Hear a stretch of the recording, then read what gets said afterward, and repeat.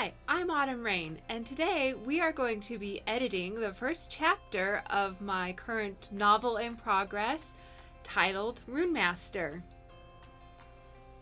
As we go along, I'm going to be including some of the AI art pictures that I generated to help me conceptualize how these scenes work, because as I mentioned in my previous video, I have aphantasia, and so writing visual descriptions is actually really hard for me, and it helps enormously to have a picture that I can look at and describe at the same time.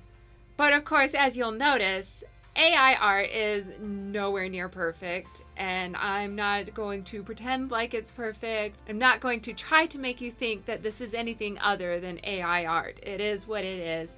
And I think it is a fantastic tool, and it helps me a lot with my writing. Anyway, let's get started.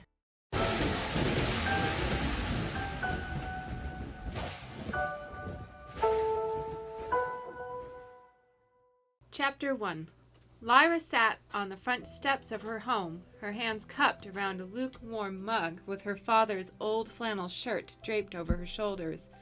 Despite the creeping chill of autumn, the crickets still sang to the darkening sky, and she listened with her eyes half closed as her mind slipped into the solace of emptiness. The crunch of gravel under a heavy boot cut sharply through the serenity and jolted Lyra back into herself.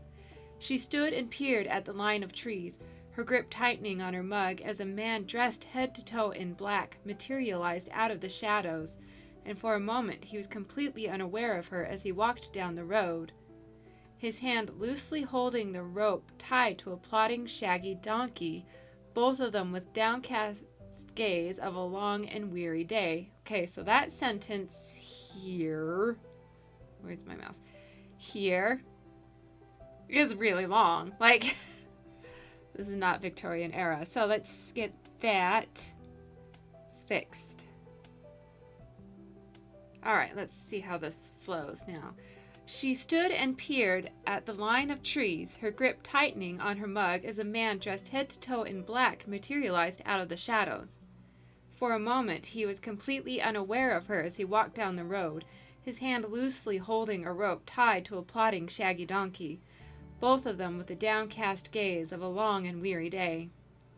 Then the man stopped, seemingly taken aback as he lowered his hood, revealing strawberry blonde hair that hung loose around his neck, and he looked directly at Lyra. A strange sensation filled her chest. She felt like she could see through this stranger and into the depths of his inner self in just one glance, though she was certain that she had never seen the likes of him before. He felt eerily familiar, and it made her uncomfortable. Lyra unconsciously reached to clasp her father's shirt more tightly around her neck. So, just my gut feeling right now is that it's a little overblown. Honestly, let's get rid of that.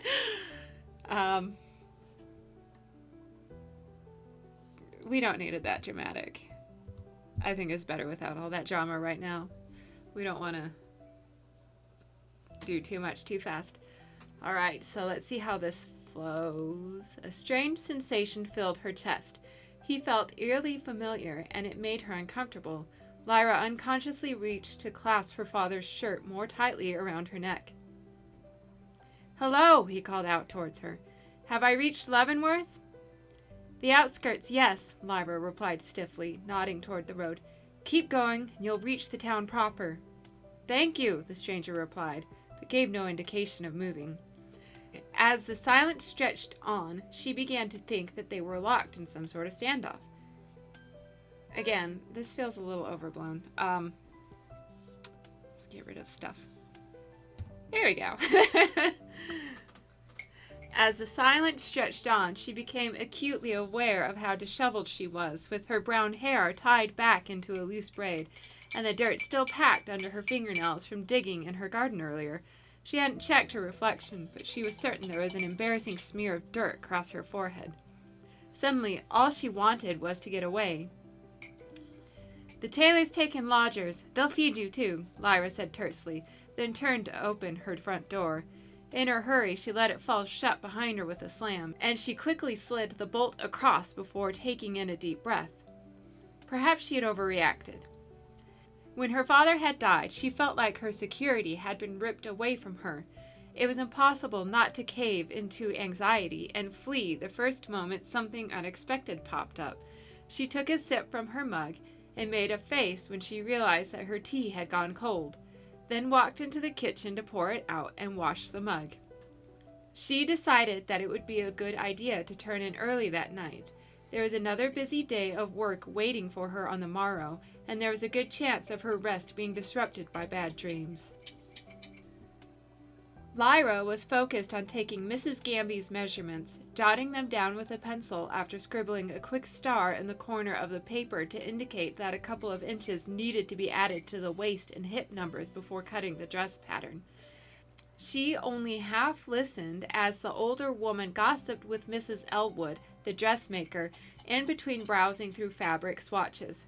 "He arrived last night, I'm told, and immediately asked for the tailors," Mrs. Gamby practically hummed, though when they asked him how he knew about them, he smiled in a way that was quite secretive. "Do you think he divined it, then?" Mrs. Elwood replied. "He might have," Mrs. Gamby giggled. "There's no other explanation."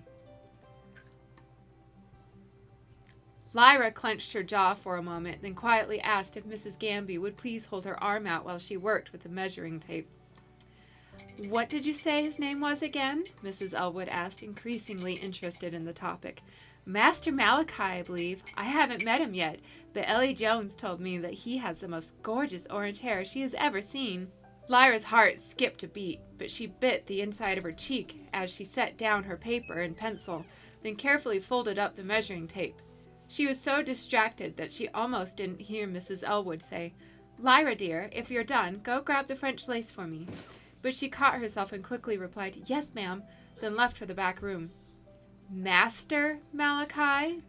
She paused to put her hand against her forehead, feeling oddly faint for reasons she couldn't explain.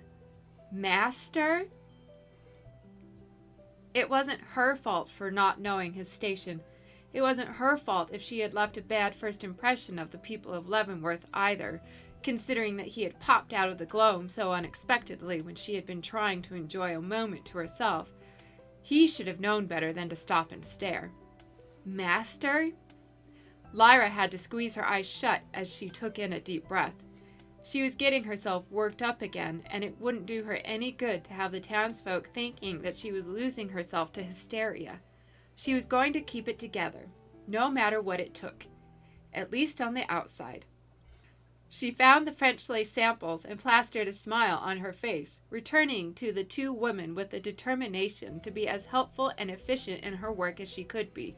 She was going to make it through the day, and she was going to forget about her short encounter with Master Malachi as quickly as she could. She wasn't going to dwell. She wasn't going to feel foolish. She was going to pretend to be normal, like everyone else. The gossip about Master Malachi continued through the rest of the day. Through her silent assistance in Mrs. Elwood's work, Lyra felt that she had learned everything there was to know about the mysterious stranger that had wandered into their town. He was a runemaster, skilled but soft-spoken, trading his services in divination and healing for very little. A man of the old gods who understood the challenges of modern life, a particularly chittery client had gushed, before describing how he had told her that a blue dress would bring her good fortune, so she had rushed right over to book a fitting. Lyra wasn't certain how legitimate he sounded, but everyone who met him was buzzing with excitement. Her imagination wanted to insist that she had felt something special about him during the brief period that she had spoken to him, but she forced the thought away. She hadn't felt anything at all, she told herself repeatedly. He had seemed very ordinary. The day lasted forever. Lyra was grateful when Mrs. Elwood informed her to close up the shop, then left her to put the supplies away and sweep the floor on her own. She wondered if Mrs. Elwood was eagerly seeking out Master Malachi, and amused herself with wondering if her employer would ask how to make her business more profitable, or about matters of love. Once she was finished and locked the doors behind her, Lyra stopped by the butcher to pick up a small cut of beef for dinner, then continued home. She hoped that this Master Malachi character would leave soon, so that her sleepy little town could continue on as it had always been. She stopped short and found herself staring at the front porch of her home. There he was, sitting on the top step with his strawberry blonde hair catching the late afternoon sun, his white hands contrasting sharply against the deep black of his clothing. The fabric had to have a nap to it, like velvet, Lyra found herself thinking, to stay that dark against the light. Their eyes met, but he made no indication of moving. Lyra carefully suppressed the groan that attempted to escape her lips, then forced her feet to start moving again. When she was close enough to begin a conversation, she awkwardly began, "I'm sorry about last night. I didn't mean to, be rude." He stood and silently descended the stairs to approach her. She found herself blushing and focused her gaze down on his leather boots, her grip tightening on her basket. "It would appear, Miss Lyra, that no one knows much about you outside of your name and occupation," he said. She took in a sharp breath and looked up at his face. "You asked about me?" "I asked about the first house on the eastern road." He turned and looked back at the front door. "I merely commented that it looked empty." Lyra scowled. "Somehow I doubt that you could only learn my name and occupation," she grumbled, then skirted around him to continue up her front steps. Discovering that he had already knew about her. Okay, that is a bad sentence. That is a dumb sentence. Let's fix that. Okay. Discovering that he had...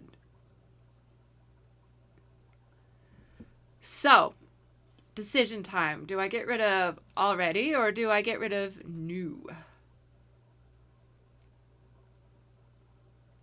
Or do I... Actually, I could get rid of this one, can't I? Discovering that he already knew about her put a sour taste in her mouth, and she was ready to lock herself inside again. Yay! That works. Much better. "I also heard about a recent death," he answered quietly, and Lyra froze. "An unexpected accident." Her throat tightened painfully, so she took in a deep breath and croaked, "That's everything. There's nothing else." "I thought that we had gotten off on the wrong foot yesterday," Malachi said. "I came to apologize for frightening you." "You didn't mention anything about that to anyone, did you?" She turned to face him again. "Not a word," he smiled. "Please don't talk about me."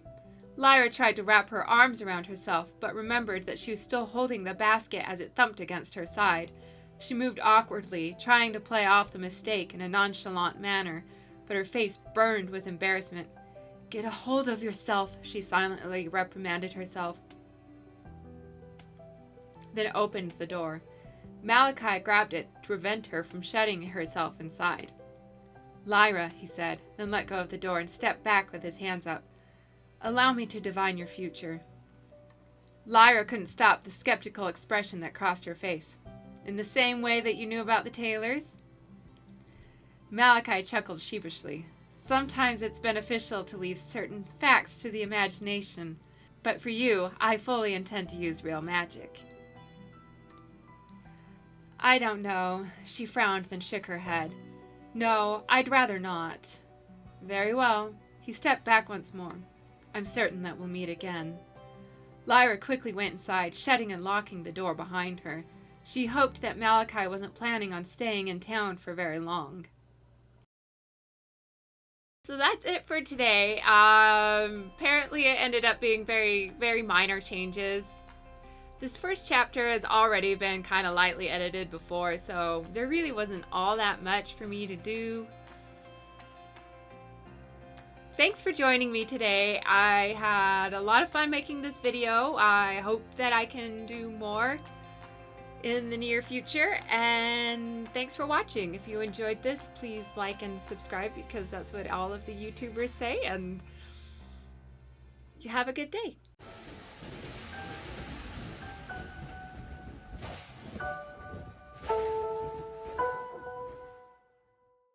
Lyra scowled.